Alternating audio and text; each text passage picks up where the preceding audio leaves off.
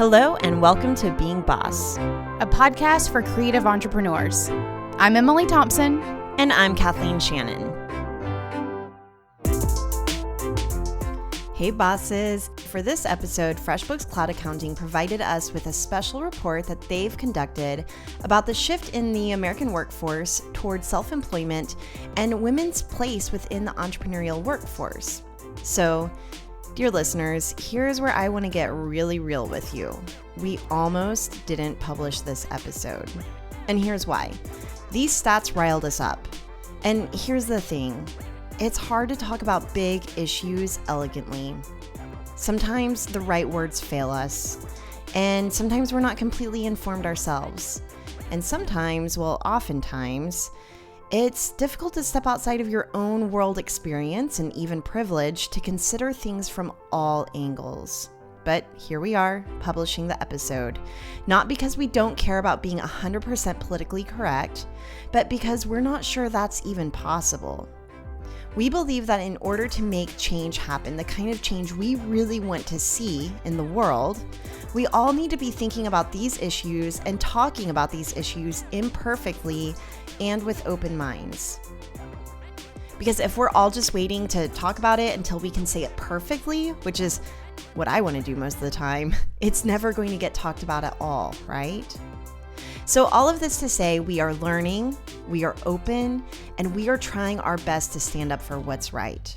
This conversation we had here is far from perfect, but we hope that it inspires you to have conversations of your own. Hey, if you're listening to this podcast and you haven't quite made the leap to working for yourself, there's a good chance that your idea of how challenging it will be to be your own boss won't exactly match up with the reality of how challenging it's actually going to be.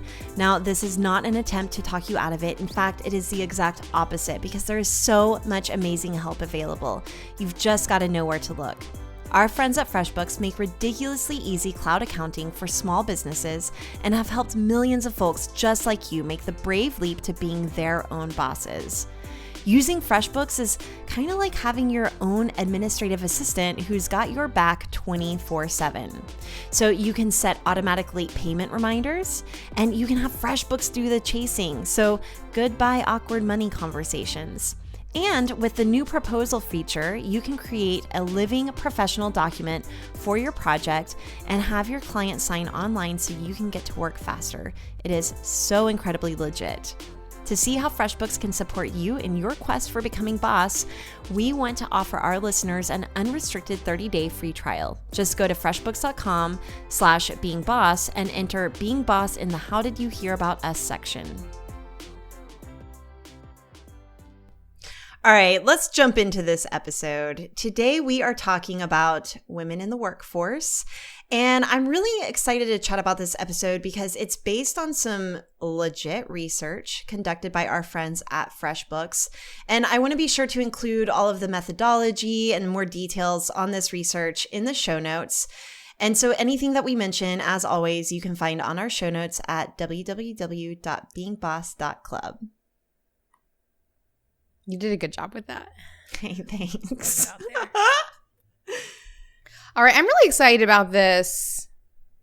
Actually, I'll tell you the truth. I wasn't really excited about this. Why were you not excited? Spill it out there. Why? Because when people start talking about women in the workplace, it becomes a very ugly conversation quite often. Or at least I've found. I feel people get super triggered around this topic. I do too, but I feel like my triggeredness is me being triggered by other people's triggers. If that makes sense. I mean, I feel like there is this cultural thing, like uprising happening right now, and I love it. Like, I love it that people are standing up and screaming their Me Too moments and, you know, getting loud about it. And I think that's what women need, is to like take up more space and to confront head on the shit that's happening. I have to admit that a lot of it hasn't happened to me. Like, that has not been my experience. And so I'm with you where whenever I hear this, I'm like, oh, is this all about like women being abused in the workplace? And it's not. Right. No, it's not. I know. And that's the place whenever I was reading through this, I got most excited because whenever I heard about it, I was like, shit, if I have to like listen to an please don't anyone take this the wrong way, but someone like play the victim to something that happened to them and blame it on their womanhood or whatever it may be. Like I personally have been in enough situations that I've chosen not to play victim and instead change my circumstance to a point where that's what triggers me. And this is not about that at all. It isn't. But while you're talking about that, same. Like I've been in situations that could certainly have been super shady. And I think that, I was really young and naive and just kind of brushed it off. And I don't know that it would be the same now. And also it wasn't so bad that like in my gut, I was like, oh, something really bad. Like there was no trauma, I guess is what I'm trying to say. There was no trauma from the experience. There were gut feelings where I was like, get out, get out, get out. And I did. Like I got out.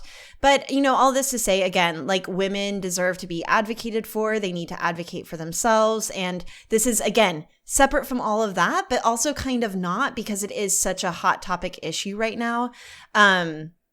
So it is interesting just in our experience as creative entrepreneurs, how it's kind of taken us out of some of that corporate setting and narrative that is happening right now on that large scale. But we still have our own issues being women in the workplace, even within creative entrepreneurship. And I'm really excited about this survey and the research they found because some of it surprised me, some of it excited me, and some of it did get me a little riled up. So what I would love to do is get in point by point. Now, let me just read this little intro because this came from the Freshbooks Cloud Accounting Self-Employment Report. And I just want to read this a little bit. The data suggests a dramatic shift in the American workforce, whereby the number of Americans working for themselves could triple, bringing the total population of self-employed professionals to 42 million by 2020. For this year's report, FreshBooks, in conjunction with Research Now, surveyed more than 2,700 people in the U.S. who work full-time, either as traditional employees, independent professionals, or small business owners. Heck yes. I know. I love this so much because what this tells me is that more and more people are seeing, the lines of work that we do. And by we, I mean everyone listening to this is like, be your own boss, take control of your life and work, like all of these things as being a viable option. And I think so many factors have played into this. And I love that FreshBooks has put this together so that we can really see what this looks like. Actually, not just me, there's several of us who have really seen this birth of a new economy and a new way of working and living and how they can be brought together. And I love that this proves that thing that we've been seeing for a while is like really happening and in very large numbers. Yes.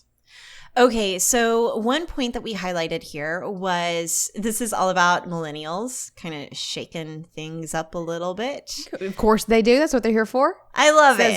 Says one, I am one. So I'm going to be talking probably smack about millennials, but I am one, so everybody just chill. But it's funny. I mean, every generation that's older has been talking trash on the younger generation. I mean, this is nothing new. All right, but one interesting point. Newcomers to the independent workforce are slightly more educated than the existing self-employed group. The next 27 million will have a slightly higher rate of bachelor's degrees and master's degrees, while the rate of self-employed professionals with no college will fall. This is interesting. This is interesting. This was one of my favorite bits because we know so many bosses who feel beholden to their degree because they got it. But what this is saying is that people with degrees aren't just going out and getting jobs anymore, which pretty much equates to you can't just get a degree and then therefore get a job. Like people are finding alternative routes of employment because the traditional ones are letting us all down. So this idea of people getting these degrees and still finding fulfillment by working for themselves, by that not simply equating to getting a job, makes me feel good because I was definitely one of those people. I got a degree, then I didn't want to do the thing that I got the degree for. But I hope it tells everyone else that you're not alone in this. Like if you went and got a degree or even higher education, because this talks about master's degrees, it's not the next step is not simply to go get a job. The next step can be whatever you want it to be. I love the way you interpreted that data because I was almost a little discouraged by it. Like, so is this saying that if more self-employed people have degrees, that you need a degree now to even be self-employed? Because I feel like the cool thing about self-employment and entrepreneurship is that you don't need a degree. And I think that more and more higher education is going to become, I think that whole system needs to evolve a little bit. Amen. I completely agree. Completely agree. I mean, I think that there is definitely something to be said about 4 years of education or 6 years of education or 20 years of education, if that is you. This idea of having these structures be put in place that like help you grow and learn how to learn, because that's basically what it is. It's teaching you how to learn new things. That's really important for entrepreneurship. Is it necessary? No. Does it help? Yeah. Like I don't use my geography degree on the daily for the work that I do, but I absolutely see lessons that I learned in those years that it took for me to get that degree that I apply now. It's more around like structuring your workday and making sure you meet your deadlines. And are you going to pass that test? Because everything is a test, guys. So no, I definitely see it as a breaking away, either voluntarily or not, from the tradition of or the expectation to just get a job after you get a degree, and instead moving towards doing whatever you want after you get a degree. And that for some people is starting their own business. We should do a whole episode just on higher education and the things that you could be doing instead of getting a degree, or if you are getting a degree, how to best leverage that experience if you ever think you might want to work for yourself. Because for me, even thinking back on my college experience, I wish I had connected more with my peers. Like in art school, I was still kind of hanging out with the punks who were all over the place, and some of them were incredibly intelligent, but it had nothing to do with where I wanted to go as a designer. And I was lucky enough to even know what it was that I wanted to do in college, and I followed that path. Anyway, whole different episode. So here's another top line research finding. Autonomy is the greatest motivator. Americans are choosing to move away from traditional 9-to-5 jobs because they feel independent employment allows for more freedom. Yes, ma'am. This one made me really excited because what a shift in mindset from one generation or all the generations to this one now, to where we currently are, where people would rather have that freedom than traditional benefits. Like, we've redefined what a benefit is. A benefit is no longer healthcare, and it's no longer a retirement package. It's so many other things. It's all the things that you don't get from traditional employment. I am going to get a little bit political here because I feel like if freedom is one of the founding tenets of, what it is to be in the United States and to be patriotic, I feel like the government is making it really, really hard to be free. Yeah. Because we can't afford health insurance as creative entrepreneurs. Right? I mean, it definitely was Obamacare that allowed me to have health insurance for the first time since I got off my parents' health insurance. And not only just me, but like getting Lily, for example, off of like state health care, like actually getting her on a like healthcare plan that we paid for. And it's not so much because we were super poor, although we didn't have any money. It was more of, it wasn't even an option for us to get health care. Like, even if we had been able to super afford it, we had no options unless we wanted to build a team of 5+ people and pay for health insurance for everyone. And that was a lot to put on my business at that point. And even now at being boss, like, even we don't have 5 full-time employees. We would have to grow so much bigger and really grow our revenue, like all these things, just so I could have health insurance. And that is a really silly thing. So I am super grateful that Obamacare has allowed us to at least have health insurance. However, it's been fucking ridiculous since we got it, for sure. So not a perfect solution, but it is a step towards a solution. Yeah, my biggest hope for creatives and, even the findings of this survey is that at some point our government will catch on and start to see how they could actually benefit from us working for ourselves. So I feel like right now it's kind of like hitting against a wall, but seeing how this could be good for everybody. And as far as, even just innovation and money, like we could all be making more revenue working for ourselves. So anyway, okay, another point that I really thought was interesting was 43%. My Apple Watch is going off. I'm like rude. A grandma over here. What was that? Okay, 43% of respondents feel becoming self-employed will give them more control over their career. Nearly 1/3 of respondents also selected family reasons as a motivating factor, while 55% expect to have better health after becoming self-employed, lending credence to the idea a stronger work-life balance is part of gaining more control over their careers. I mean, we're already seeing corporations really jump onto this idea of work-life balance, and I love seeing where that's going as far as allowing your employees to work remote and more flex time and unlimited vacation. And I think that corporations are going to have to continue to do that even more if they want to hang on to their traditional employees, because guess what? We're going to go find it for ourselves. Right. I agree. I also love this move towards like a family-centered lifestyle where like it actually does now make a difference if you can stay home with your kid or not. Or it also, I think that actually one of the things that I wonder too is how much more people now are using alternative sources of revenue for their lives. So like you, for example, having rental houses in Oklahoma City. Like I wonder if more corporately employed people are doing that now than before. That would give them the ability to jump off for family reasons. You know what I mean? Like I feel like so many people are afraid to make the leap into entrepreneurship because of their family. But I wonder if this points to people being more prepared to make that jump. Interesting. Love it. We don't know, just posing more questions.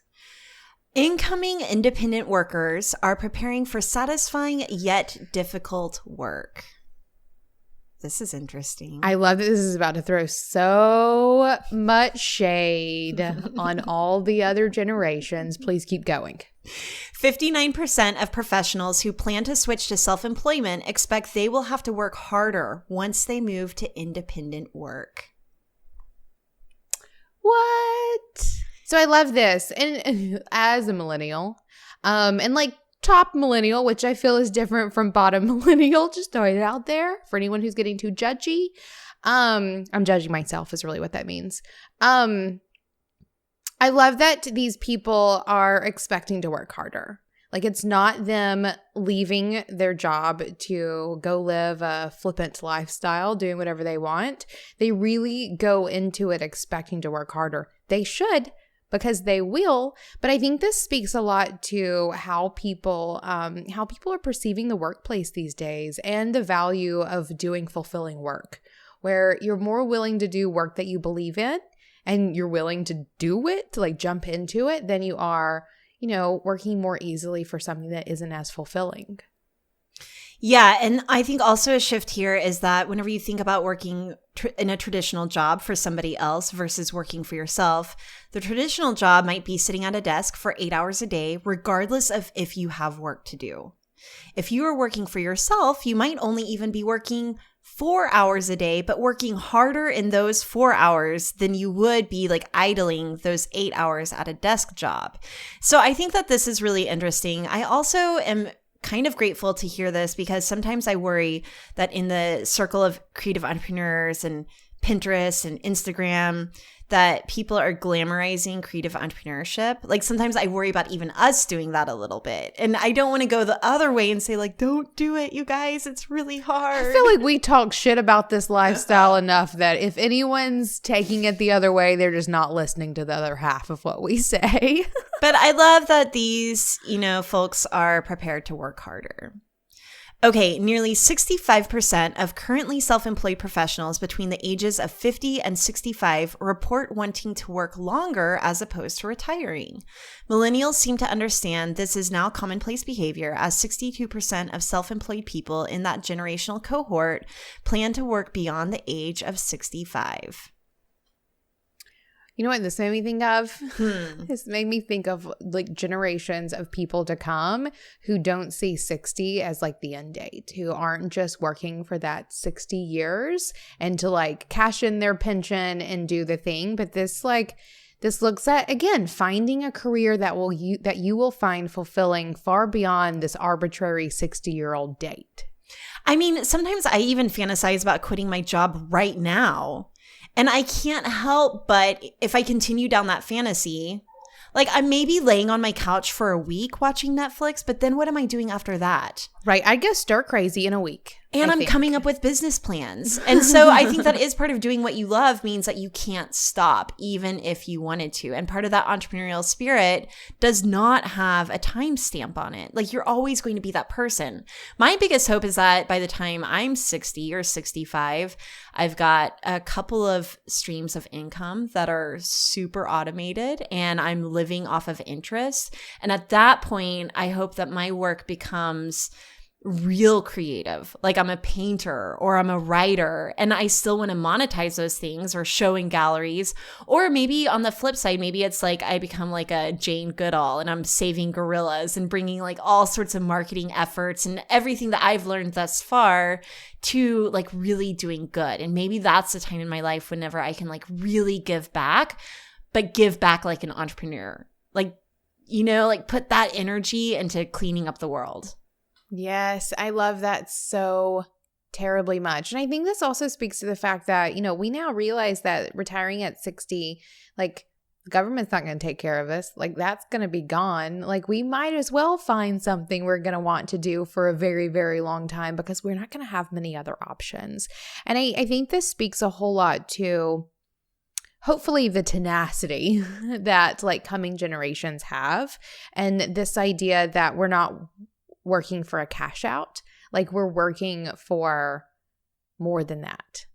And not to say that anyone before that was just working for a cash out, but like this is a really big mindset shift. I mean, think about all of us who were pushed by our parents and grandparents to just get a job that would allow us to retire when we're 60 and then we can, you know, go live on a farm or whatever it is. It's really about a long game than that, which is inspiring. This Being Boss episode is brought to you by 2020, where creative entrepreneurs get authentic, real-world stock photos. If you're looking to tell a true story about yourself or your brand, to deliver an honest message to your audience, the photos you use will matter. 2020 has crowdsourced millions of photos from a community of over 350,000 photographers, all available under a simple royalty-free license. Today, they're offering listeners of Being Boss a 5-photo free trial. To start yours right now, go to 2020.com/beingboss. That's the word 20, then 20.com/beingboss to get 5 free photos. Despite increased control, self-employed professionals still have needs. Like, that kind of makes me laugh. Like, wow. Yeah, we have That's a needs. Good headline. But this is like kind of like professional needs. So one of the challenges that they found rose to the top was self-employed professionals report that finding talented staff or contractors and acquiring new customers are the most difficult challenges they face as they attempt to grow their businesses. Ain't that the truth? Yeah. Ain't that the truth? And that's why we're here. I think it's really interesting that in this point, they put down acquiring talented staff or contractors alongside acquiring new customers. Like they lump those two things together because I think one of the biggest issues we see from every creative we're encountering is like, how do I get the right customers? How do I get more customers? And yeah, like hiring staff and collaborating with people certainly comes up, but not nearly as much as finding those clients. Right. Well, and I think that's because the level of entrepreneur that we talk to is in those beginning phases, like those beginning couple of years. Because once you do get your website, your business going, and you do have that steady flow of customers, the next problem is finding competent people to support you and those customers. And that's an experience I've certainly have in a couple of my businesses. Once you get to that level, it's no longer about finding new customers because they're coming to you. Word of mouth is happening, all of those things, but you just have a hard time finding people to help you serve them. Okay, so now I want to dig into the Women in the Workforce report, which is actually exclusive to our audience. So thank you. Yeah, thank you, Freshbooks, for hooking it up. So I'm just going to read through all of these point by point, and we can comment on them as we go. Okay. Let's do it. A shifting tide. Why women are choosing self-employment. Over the next 2 years, nearly 14,000 women per day. Damn. Per day will quit their traditional job and begin to work for themselves. By 2020, the population of self-employed women in America will triple, growing from 5 million to 15 million. What? That is crazy and amazing. Corporate America is just going to become a boys' club, more so than it already is. I think it's interesting because sometimes I get real riled up whenever we get lumped in as like best podcast to listen to for female entrepreneurs to listen to. Like we get really lumped into this like women bucket. And just because we're women and we're podcasters and we're talking about business doesn't mean that we are women business podcasters. Like we're not identifying or defining ourselves by that label. And we think that we're open to all genders and that men and women and everyone in between or outside of that, you know, all of it can learn from what we're sharing and the experts that we're interviewing, what they're sharing. And anyway, all this to say, I was getting like riled up. Like, why are we just always being stuck in this woman category? But this stat kind of makes me realize like, oh, because more and more women, 14,000 per day, are quitting their jobs and looking for someone who looks like them to talk about their experience. Yeah, for sure. I completely agree with that. And to even go back to what I was just saying about corporate America becoming a boys' club, I can't wait to see what the new corporate America looks like. Because, you know, even as we talk about, you know, us small business owners and entrepreneurs, like I'm definitely hoping to build a corporation or two in my lifetime, guys. Like, and it will be the new kind. Oh, that makes me feel good inside. I like that. I know. I like it too. Okay, the decision to become self-employed generally results from one of two paths: necessity, like getting laid off from work, or choice. The vast majority of women, 91%, will leave full-time employment to become self-employed by choice. Yeah, because we're not getting laid off. We do our jobs. Okay, becoming self-employed won't be the only drastic career change for these women. After they make the shift to independence, 30% of them plan on pursuing entirely new careers. I mean, that's fascinating. I'm seeing this happen so much in the life coaching realm. You know, just anecdotally, I see so many powerful executives quitting their jobs to follow something with more purpose. And it usually is in the wellness or coaching or kind of like even more like feminine side of offerings and services. Well, I think it's either coaching, it's either like more purpose or more creativity, where people are then going to become photographers or artists or whatever it may be. I think that's still a very like feminine path of profession. And I think that, you know, we're all raised to go through these traditional routes of education, and like you need to become I don't even know what, something traditional. And because creativity and purpose are not as valued as, you know, your ability to make sales and make a buck and help someone else make a sale and make a buck. So I think people are just realizing that, and you only got one life, guys. Might as well do what you want. My biggest hope for the whole world is that we go through like another renaissance of like art and architecture and painting, like where that kind of creative innovation is revered again and being commissioned by people with the big bucks. So back in the day, it was churches, commissioning artists to make art. I hope that the corporations who do have a ton of money really do start respecting and commissioning and supporting the arts in like a whole new way. This makes my skin tingle because can I tell you what I recently added to my bucket list? Yes. I want to become a patron of the arts. Yeah, What? like I want to just have like some little sculptors or something that are just on my payroll. They can just like live and be creative and do their thing and have sculptures all over my garden. Doesn't that sound dreamy? That is like legit life goal of mine. See, I now, want to become a patron of the arts. Now I'm imagining being like a 65-year-old lady, well-to-do, and having like a couple of shirtless 25-year-old boys painting murals in my living room. Of each other. Right. Mine also kind of looked like that. I just didn't say it out loud. So thanks, Kathleen. Things we could not say if we were men. Right. Okay. Motherhood plays a critical role in a woman's decision to become self-employed. Traditionally employed mothers are significantly more likely to become self-employed than women without children. 84% of women believe self-employment makes it easier to be a working mom. I mean, that was kind of your experience, right, Emily? Like, Yeah.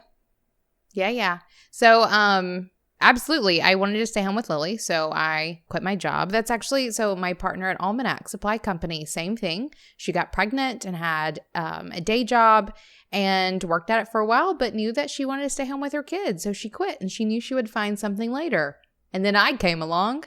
So, and now she's working for herself. I think that path is, it's so much more viable now than it ever has been, where, we do have the option to quit our jobs, to take care of our kids and create a new path for ourselves that is completely viable.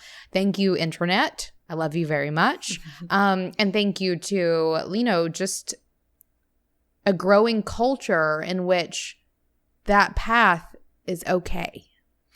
and I know I keep like really pushing us into the future with these like big visions and ideas, but I think that part of the thing here that's happening is that it is still encoded in our DNA. Like it was not that long ago that like our moms were staying at home, and certainly our grandmas and then our grandma's moms, I mean, I think that it just wasn't that long ago that women actually joined the workforce. And so I think that we're still inclined to stay at home. I mean, even me, whenever I had Fox, I thought, all right, I'm just going to quit everything and be like a super crunchy stay-at-home mom that's sewing quilts by hand. I don't know, like the fantasy. I remember seeing that in my mind. I was like, Kathleen has two paths here.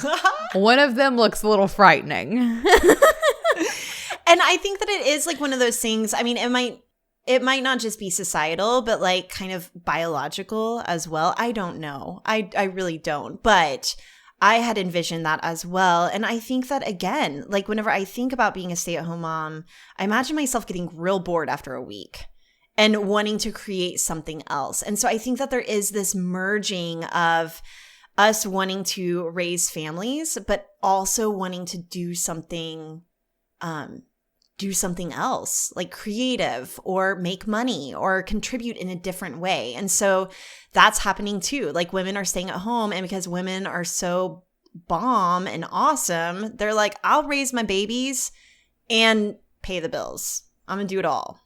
Right. I know. I love it. And again, we have the tools to do it now so much more easily than we ever could before. However, I also just want to do a shout out to Avon and Mary Kay for also allowing like stay-at-home moms to work from home, and like really sort of preceding this culture in a lot of ways, where you do have the ability to do the thing and take care of your kids all from home. Many women believe self-employment offers career growth opportunities unmatched by the corporate world. Of those considering self-employment, 52% say they can't reach their full career potential in a traditional job, and 63% expect their careers to advance more quickly once self-employed.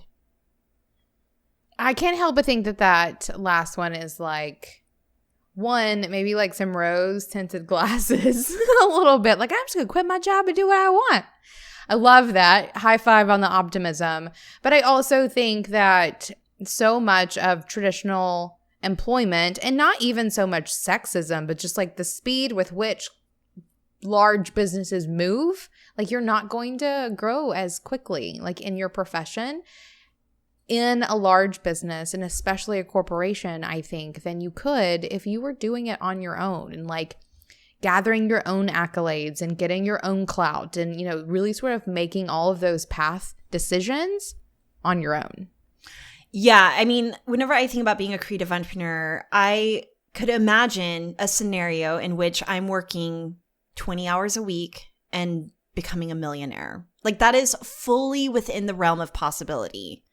I can't think of a single traditional job in which I'm working 20 hours a week and am doing anything more than, like, I don't know, getting someone some coffee. That's a little dramatic. Like, I might be doing more than that, but still, like, working on an hourly contract basis where there is a ceiling that I cannot get through because there are only so many hours in the day. Yeah, I agree with that. 13 million American women are likely to become self-employed over the next 5 years. Overwhelmingly, 70% of them say discrimination in the traditional workplace is a contributing factor to this decision. I mean, I quit my last job because some douchebag dude, God bless him, like, didn't care that I was pregnant and made me do, like, climb ladders, basically. Like, it was definitely some shady shit. Maybe he just saw you for the strong, powerful, pregnant lady you were. I'm sure he did after I handed the keys and said, I'm gone. I made sure he saw that before I left. And I think, and that was like, I was lucky that that's as bad as my sexism got, for sure. But I think it is a real issue, and it's obviously a real issue. And I'm glad that people are making the decision, instead of staying in the job and dealing with it, to take their own future into their hands and move out of it and do the thing. And that's probably the place where I feel the most triggered whenever people talk about gender discrimination in the workplace, is the number of people who stay and put up with it and just allow themselves to be victimized over and over and over again, with all of these very viable options for you to leave and do the thing. If you're not doing it, you're doing that by choice. I mean, I think it's like probably the same as women staying in really terrible marriages, or, you know, things like that where they're just scared and can't see a way out. And I know that me and you both were like, I'm out. Yeah. But I can see where some women, you know, in different experiences that we haven't had, might feel pressured to stay for whatever reason or another. And I know certainly becoming a mom has made me feel like, okay, I just need to do what I can to provide. Like, and I could see where that definitely becomes a motivating factor to stay in something that's less than desirable. But like, I love that you were pregnant. You were like, I'm out, and the sole breadwinner. You know, like, you are a prime example of like total bossing it up. Thanks. High five. I think because of that, please don't bring your problems to me, because I'm not going to make you feel good about them. Just not. And this doesn't even address like the discrimination. Like, this is just women. So imagine being a woman of color. Imagine being a queer woman. Like, it can get pretty dark here. Yes. The world is a pretty nasty place. And I love that. Again, I love that there is now more options. Like, I feel like you always have an option. I think your options may not look exactly glittering upon first glance. I think they may not be super exciting in those first moments, but I think you always have other options. Again, thank you, internet. Right. Love the internet, for sure. Okay, bosses, this is the kind of thing that I don't normally do, but I got a FabFitFun box in the mail, and I loved it. So if you don't already know about FabFitFun, it's a seasonal box with full-size beauty, fitness, and lifestyle products. Their spring editor's box is epic. It has products like a free People eye mask, beauty and skincare products from Kate Somerville, which is my personal favorite, and Tarte, which is another favorite, a super cute mug by Aisha Curry, and that's just the beginning of it. Don't miss out because they sell out fast. Check out www.fabfitfun.com and use the code BOSS so you can save $10 off your first box, making it only $39.99. You all, that is such a steal. Again, that's fabfitfun.com and use the code BOSS. With how hard you work as a creative entrepreneur, you deserve to treat yourself. All right, the self-imposed glass ceiling, persisting challenges in self-employment. Unfortunately, gender discrimination does not stop once a woman begins working for herself. More than 1 in 3 women say they have experienced discrimination while self-employed, and 30% believe they are not taken as seriously as men who do the same work.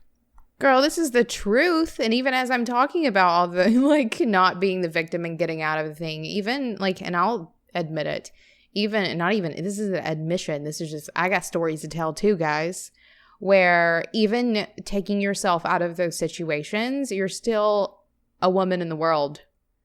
And women in the world are not the same as men in the world. So since being a creative, working for yourself, when have you experienced gender discrimination? I think every time I try to go open a bank account. Oh, right? Or anytime I need to get a business license or anything I need to do something official and I walk into a room, it's always David that they look at first because they think he's the one who's the boss of the situation. And I'm like, nope, guys, this is mine. Thanks. Or I think one of the very specific scenario was whenever we had our physical studio.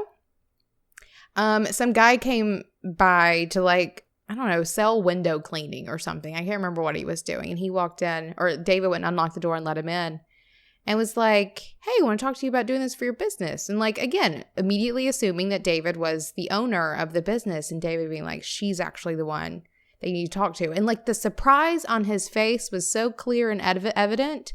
I just wanted to smack it off of him. But also, hi, I'm Emily.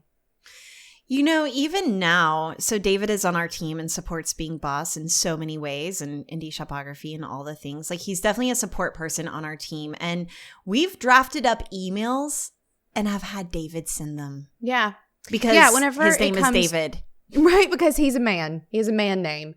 Yeah, there have been many, many times where whether it's trying to get money that's owed to me or trying to deal with a support person who doesn't want to talk to a woman or whatever it may be. Sometimes either putting David or Corey on that email chain or being the one who makes the phone call or whatever gets it done significantly faster than whenever I'm trying to do it. And for me, it makes me less mad these days and more of just a system of okay, so we're going to be dealing with this. David, you're going to need to deal with this.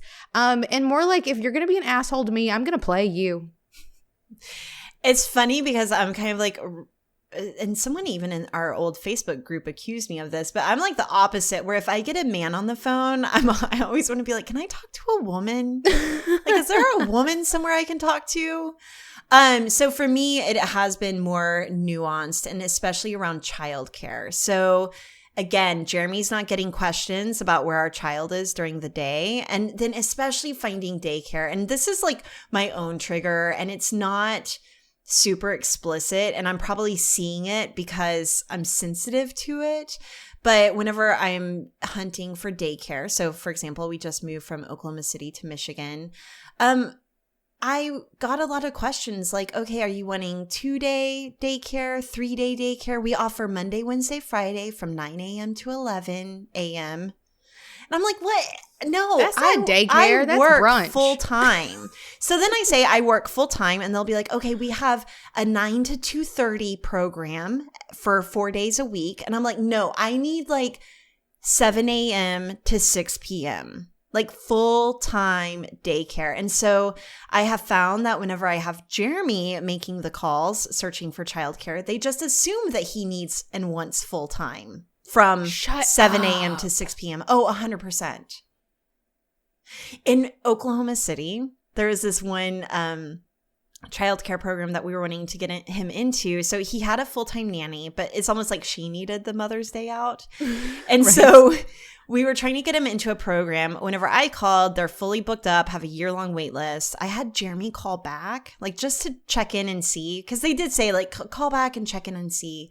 Whenever Jeremy called back, they were like, you know what, we're going to hire a new teacher and open a classroom. So like the joke I always make is that if you get Jeremy to call, and this is the other thing, is that daycare is so hard to get into. And again, like could the whole world make it easier for women to work for themselves or other people by like supporting or subsidizing, or I don't know, putting a priority on childcare? Like that would be so awesome. Anyway, it's just really hard finding it, and it's a lot. People are more receptive, I think, or surprised whenever it's a guy calling for childcare than a woman. They're just more helpful. Yeah. Like they're just going to be more helpful because he needs it. Yeah, like Jeremy always jokes, he's like, I wonder if they think like the mom has passed away in a tragic accident and they're like, we need to help this man. Probably. Okay, I'm going to get off of that tangent. Unlike traditional employees, self-employed professionals don't have to wait for annual reviews to get a pay raise. Those that work for themselves have the ability to set and charge their own rates. Yet, FreshBooks finds the gender pay gap extends beyond the corporate world and into freelance work, where self-employed women are earning 30% less than men. Okay, can I admit something here? Yes. I don't want to put any blame on women, like not negotiating or whatever, but I have found myself in a place where I have compared things to peers that are like same, if not we have more of what's the word? Social standing, social proof, numbers, metrics, and making less. And part of me wonders, like, am I not negotiating? I mean, this is like, I get real confused and I don't want to say the wrong thing. So dear listeners, please forgive me if I'm saying the wrong thing. I'm sure I am. But like, is it because they're men that they feel confident enough to be like, no, actually, I'm going to need X amount of money and I'm going to need X amount of creative control and I'm going to need you to deliver this thing by this date? You know, is it because they're men, or is it because I'm a woman that I'm not asking for more? Like, I just really never thought of it in those terms, but I think it's both of those things. I think societally, is that a word? We'll go with it. That people do question men less. Like what they say is simply how it's going to go. Like people are going to negotiate less. And that's something that even we've discovered. And whenever we're thinking about like sponsors and who's going to have those conversations, or whenever it comes to like vendors and things, it's those conversations simply go more easily if it's happening with a man. But I also think that it's just as much that as it is the fact that women, like whenever you think about masculine and feminine energy, like not even like man and woman, but masculine and feminine energy, masculine energy is going to be more aggressive. It's going to like stand more firmly. It's going to do all of those things that feminine energy is not going to do, and it's not made to do.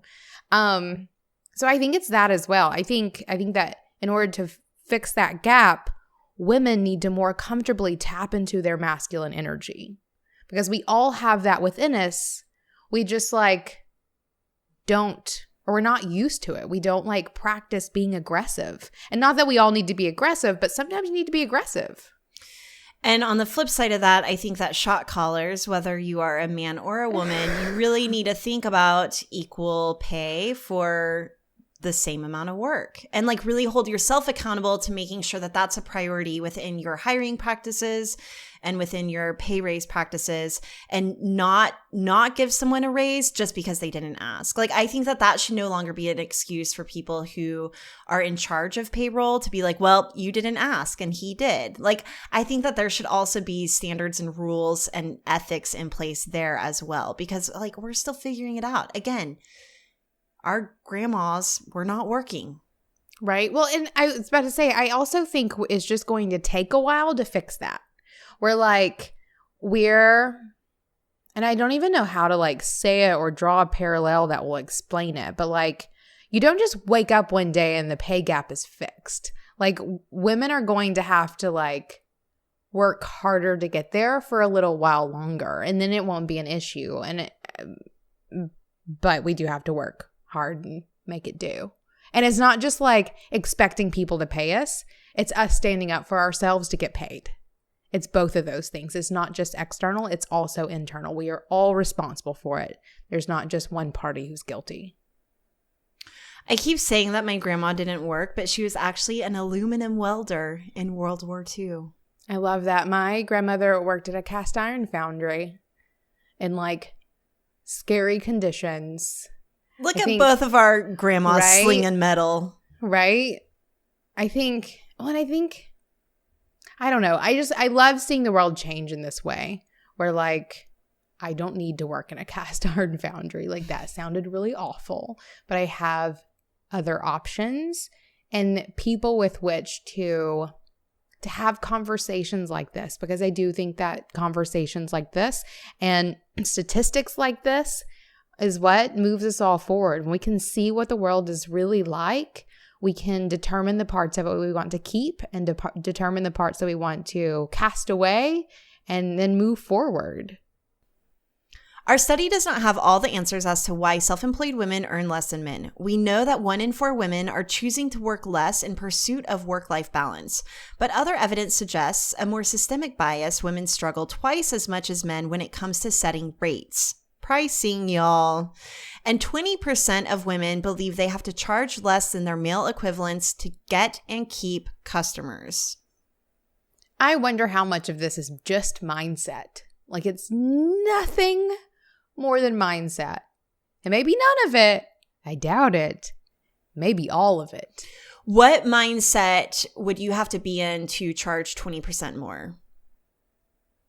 One where you think that your work is equal to that of your male counterpart. I mean, that's like, and because it says, and 20% of women believe they have to charge less. I think you're in a place where you don't believe that you need to charge less in order to keep and get clients.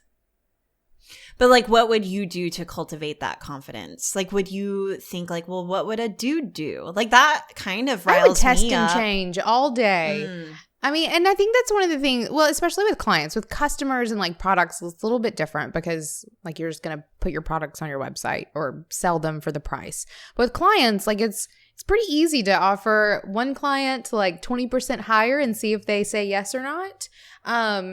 And one client the regular and see if there's like a difference. Just testing and changing and seeing and having conversations and not just like sitting there going, well, I may not be worth it, so I'm just going to charge 20% less and then call it a day. I know, but like, again, with this being systemic, like, for example, I think that I've probably charged 20% less than my male counterparts, but more out of unawareness. Like, I didn't know. So for me, I think we need to all be having more conversations about money.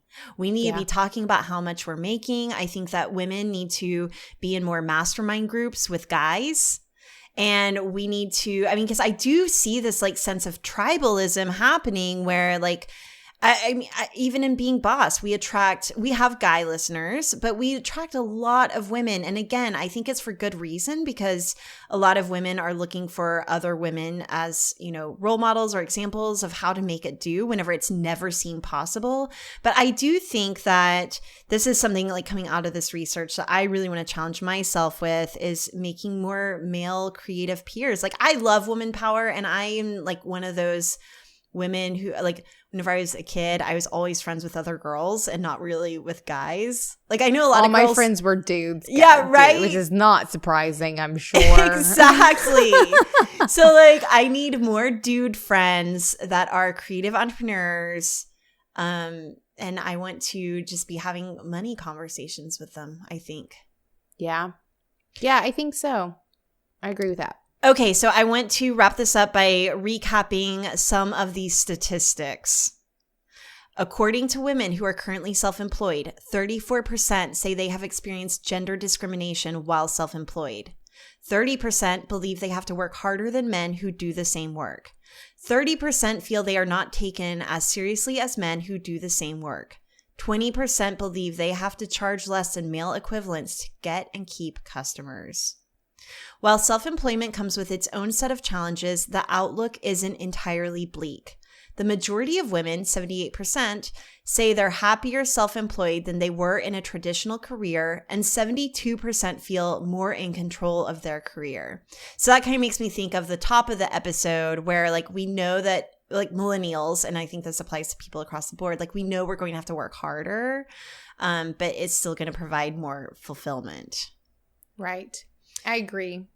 Compared to being traditionally employed, women say 72% feel more in control of their career than ever. 78% are happier now compared to when they were traditionally employed.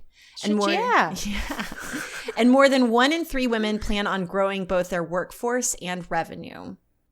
So, let's do the work, y'all. I got shit to do. Yeah. All right. Thank you so much, FreshBooks, for hooking us up with this survey. It was so fun to read these points and reflect upon them. And again, if you guys want to try FreshBooks, try it. Go to freshbooks.com/beingboss and enter Being Boss in the How Did You Hear About Us section. Hey bosses, I want to tell you about the CEO Day Kit. The CEO Day Kit is 12 months of focused planning for your business in just one day. So Emily and I have packaged up the exact tools that we've been consistently using for years that have helped us grow from baby bosses to the CEOs of our own businesses. Gain clarity, find focus, get momentum, prioritize your time, make better decisions, and become more self-reliant with the CEO Day Kit. Go to courses.beingboss.club to learn more and see if it's a fit for you and your business. Shout out to this episode's sponsors, including Freshbooks Cloud Accounting. Go to freshbooks.com/beingboss and enter Being Boss in the How Did You Hear About Us section to try it for free. Go to 2020.com/beingboss. That's 2020.com/beingboss to get some really good stock photos, and they're going to throw a few free ones your way. And then, of course, fabfitfun.com. Enter the code BOSS so you can save $10 off your first box, making it only $39.99. Thank you for listening to Being Boss. Find articles, show notes, and downloads at www.beingboss.club. Thank you so much to our team and sponsors who make Being Boss possible. Our sound engineer and web developer, Corey Winter, our editorial director and content manager, Caitlin Brame, our community manager and social media director, Sharon Lukey, and our bean counter, David Austin, with support from Braid Creative and Indie Shopography. Do the work, be boss, and we'll see you next week.